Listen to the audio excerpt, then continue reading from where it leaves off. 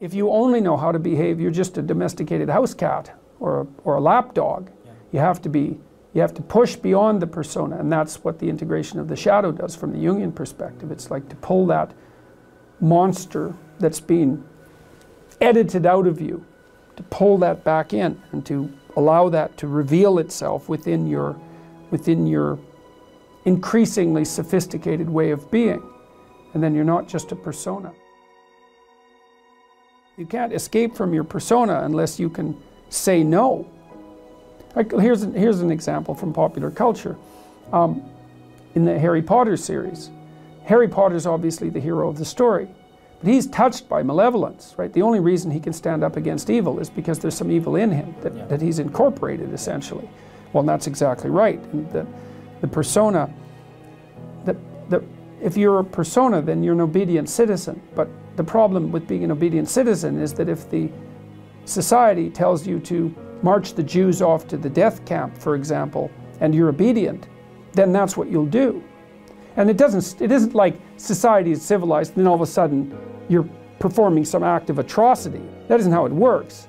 It's like you're an obedient citizen and then you're asked to violate your conscience a little bit. Yeah. And you have to, because you don't have anything other than that persona. And that's obedience. And so a little more obedience is demanded, and you say, okay, well, then you're a little bent, because the society is becoming a little bent, and then you're a little weaker. Then you're asked to violate your conscience a little bit more, and you think, well, there's a little less of me, and the pressure's on a little more, and I could have said no before, but I didn't. So you say yes again, then you say yes again, and then you have a society where 1/3 of the population is informing on the other 2/3. It's hell. It's like, well, so how do you say no? Well, that's the shadow. It's like, and see, the reason that the video I did about Bill C-16 and its compelled speech provisions went viral was because I said no. I didn't say it casually. What I meant was, there isn't anything that you can do to me that I can imagine that will force me to utter the words that you want me to utter. Nothing. And I meant it. And when I made the video, I think people could actually tell that I meant it. And so I took this abstract problem and made it concrete. I said, no, that's not happening. And that's part of the incorporation of the shadow. But in this regard, the shadow is actually benevolent, not malevolent. Well, once it's incorporated. Yeah, well, that's the thing. Yeah. And I don't know what to make of that in its entirety, because it sort of means that it means something like, because one of the old metaphysical problems is, why would God allow evil into the world? I think, well, maybe God didn't allow evil into the world. Maybe God allowed the possibility of evil into the world. That's different. And maybe the world with the possibility of evil is actually a better world than the world without the possibility of evil. It's something like that, you know, in that maybe a man is better when he's a dangerous man who's being good than he would be if he was just a good man who wasn't capable of being dangerous. And I believe that, because the best men that I've ever met are very dangerous men. You don't mess with them. So, and you know that as soon as you meet them. Do you think weak men can be virtuous? No. Because I think that when you're weak, let's say that signals that you don't have the options to sin. Right. Which is something that creates resentment, and resentment creates corruption. Mm-hmm. So in this sequence, do you think that someone without teeth or without the options to sin can be good? See, that's a real theological question, right? Because the question you're asking is, and this is tied up with the idea of free will and evil. Can a person who doesn't have the option to be evil be good? And I would say no. So maybe that's the reason that, metaphysically speaking, you know, and I don't know where you are when you're speaking metaphysically exactly, but the question of why is there evil in the world is a constant question. It's like, it's possible that without the possibility of evil, there cannot be good. Good requires the possibility of evil. And maybe good is so good that the fact that it requires the possibility of evil is acceptable. Maybe it's even desirable. I mean, you know, you kind of end up on the edge of your knowledge when talking about such things, but it seems to me to be right. Yeah.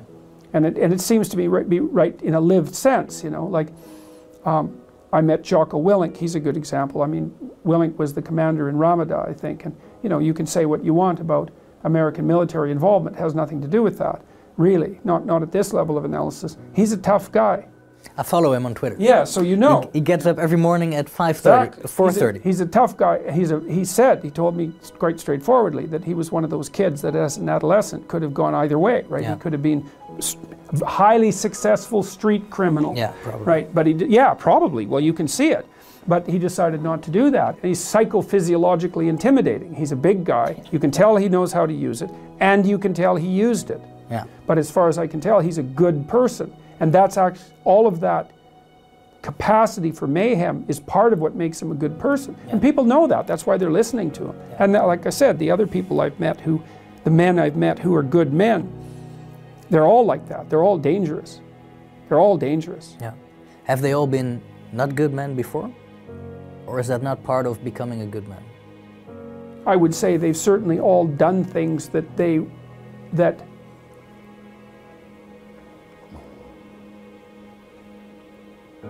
well, you know, adolescents break rules, right? And healthy adolescents break rules. And so then the question is, well, how extreme does the rule breaking become? Well, it would vary from person to person, but I would say that most of them, not all of them, but most of them were more on the end of the rule breaking spectrum, right? They broke more rules than normal, but they clued in, you know, and explored that and then decided, no, that's better than cowardice. Yeah. It's better than weakness, but it's not as good as what's good. Unless you can think the way that an evil person thinks, then you're defenseless against them, because they'll go places you can't imagine and then they win. And so the best men I've met, it was interesting even when I was in junior high and high school, because most of my friends dropped out, you know, by the time they were grade 10, thereabouts. And a lot of them were guys who developed physically. They're pretty powerful, and they're just damn sick of putting up their hand to go to the bathroom. It was like, you know, they're not doing that anymore. One of my friends got kicked out when he sort of challenged the gym teacher, you know, physically. And the gym teacher, he could do an iron cross. He was a tough guy, and so it was no trivial matter for my friend to stand up to him, but he got expelled anyways.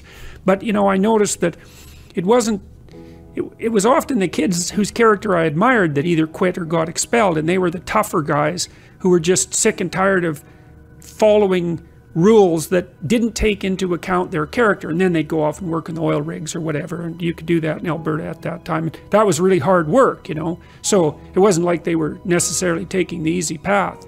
But like, a harmless man is not a good man. A good man is a very, very dangerous man who has that under voluntary control. And you know, you also see that, like one of the central female stories, let's say, if the hero archetype is the central male story, there are variants of hero archetypes that are relevant to women, and one of them is Beauty and the Beast. And you know, Beauty isn't interested in the guy who isn't the beast. She's interested in the guy who's the beast, and that's exactly right, but she's interested in the guy who's the beast that can be civilized and disciplined, right, and who can use that in the service, well, let's say, of a family. One of the most amazing things that I discovered this year, or stumbled upon, was I was puzzling over a line in the New Testament, which I've always been curious about because it never sat right with me. The meek shall inherit the earth. And I found out that the word meek either doesn't mean now what it meant when people first translated the text, or it was a mistranslation, either way. But because meek sounds like powerless and harmless, it's something like that, right? But what meek actually means, it's the derivation of a word, it's the translation of a word that meant something more like those who have swords and know how to use them but keep them sheathed. I thought, oh yes, that's exactly it. The world, those who have swords and know how to use them but choose to keep them sheathed will inherit the world. It's like, yes, exactly right, exactly right.